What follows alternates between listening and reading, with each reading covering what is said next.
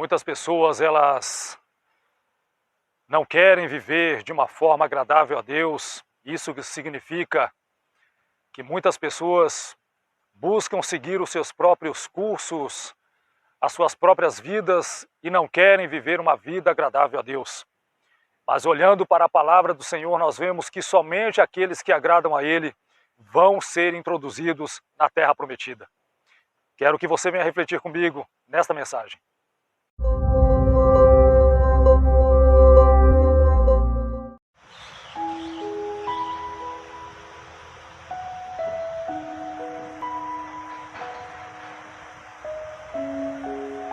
Números 14, versículo 8 diz assim: Se o Senhor se agradar de nós, Ele nos fará entrar nessa terra onde manam leite e mel e a dará a nós. Então, antes do povo de Deus ser introduzido ali na terra prometida, a terra que Ele tinha prometido a Abraão, a Isaac e a Jacó, Deus, Ele, pela sua palavra, deixa claro que antes de ser introduzido o povo, este povo precisava ser agradável. Ou seja, a vida daquele povo, do povo eleito, do povo escolhido, do povo selecionado pelo próprio Deus, precisava estar de acordo com a vontade dele, precisava ser agradável a Deus.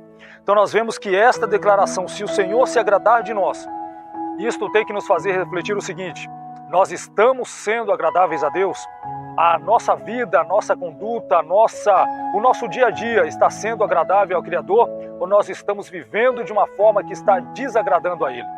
Isso tem que nos fazer parar e pensar um pouco, isso tem que nos fazer refletir um pouco na nossa vida, na nossa conduta, no nosso dia a dia.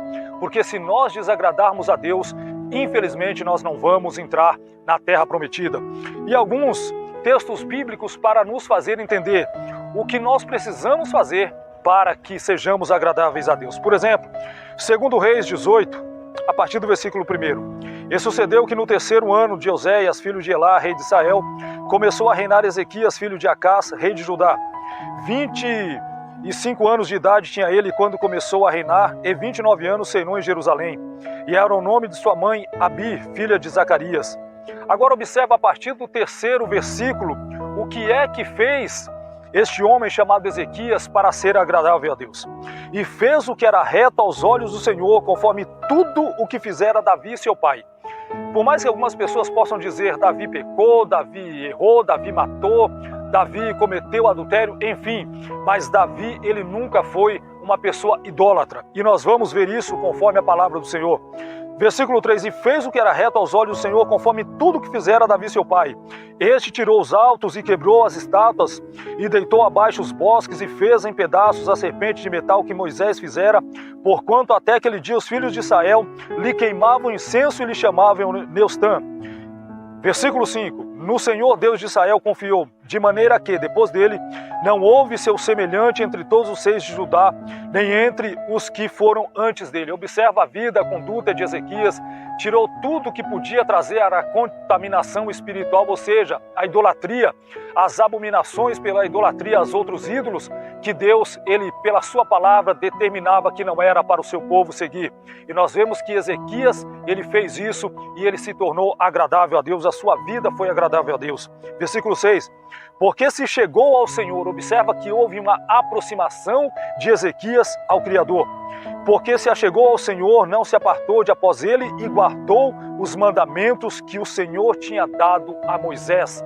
Então nós vemos que as ações de Ezequias faz com que a sua vida seja agradável a Deus, e nós precisamos imitar este homem, tirar tudo que possa causar a contaminação espiritual nas nossas vidas, nós precisamos tirar fora.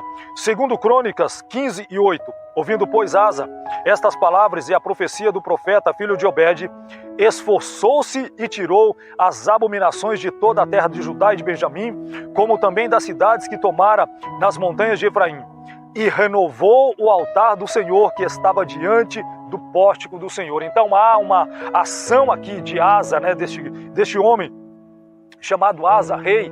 Ele se esforça para tirar as abominações. Se nós vemos que Ezequias, ele tirou as abominações ali das terras de Judá e Jerusalém, nós vemos que aqui, por parte de Asa, há um esforço e nós também precisamos fazer este esforço para tirar todo tipo de contaminação, tudo aquilo que desagrada a Deus, nós precisamos tirar das nossas vidas para que sejamos agradáveis ao Senhor. E mais, diz a palavra que ele renovou o altar. Isto fala de um novo compromisso, isto fala de uma nova aliança para com Deus. O altar renovado significa uma nova aliança, uma nova busca por intermédio de Asa ao Criador.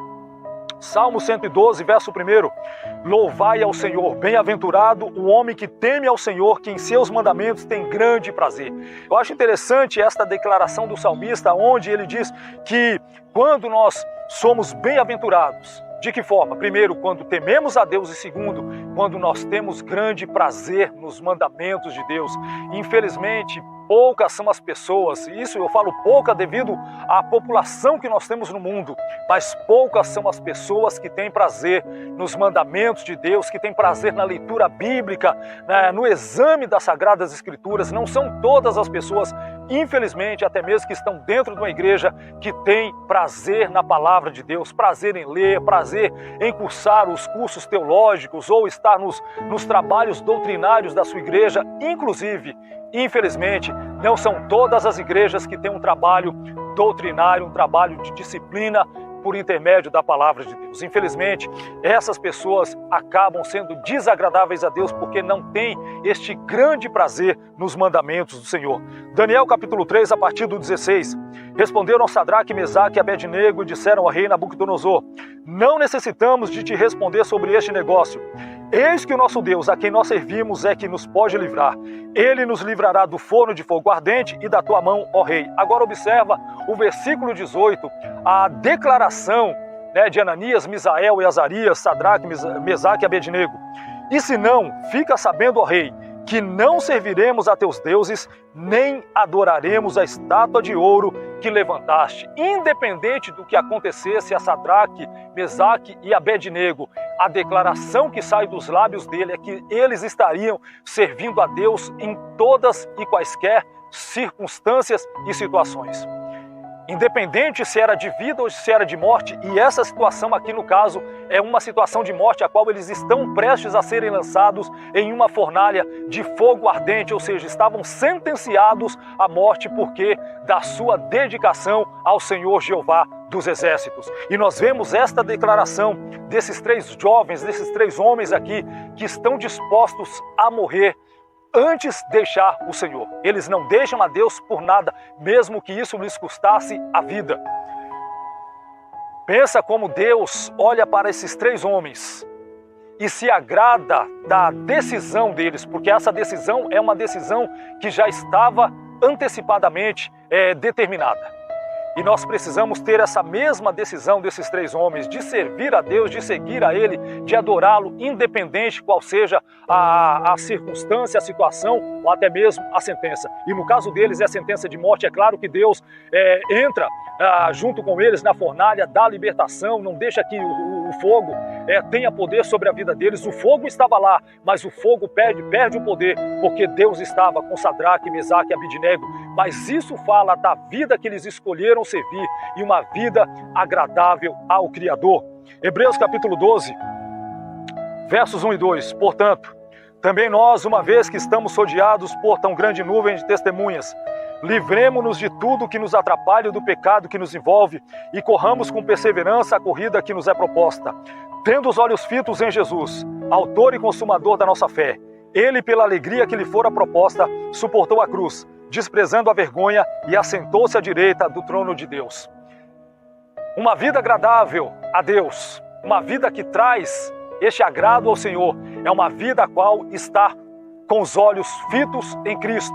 Ou seja, a nossa visão precisa estar na pessoa e na obra de Jesus Cristo, o nosso Senhor. Todas as vezes que tirarmos os olhos da pessoa e da obra de Cristo, seremos desagradáveis a Deus. Vale dizer que, infelizmente, se as pessoas estão vivendo uma vida onde Jesus não é o foco, Jesus não é o alvo, estão vivendo de uma forma desagradável a Deus.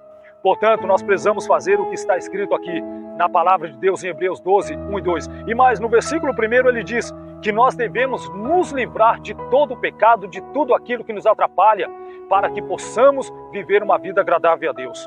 Se no capítulo 11 fala das testemunhas, o capítulo ali dos heróis da fé, esses homens viveram, essas pessoas, homens e mulheres, viveram de uma forma agradável a Deus por intermédio da fé, na palavra de Deus, na sua obra, no seu caráter, nos seus critérios, e essas pessoas servem de testemunho para nós, o testemunho do poder de Deus, da ação do Espírito Santo, e nós precisamos também viver a mesma vida da mesma forma que essas pessoas viveram.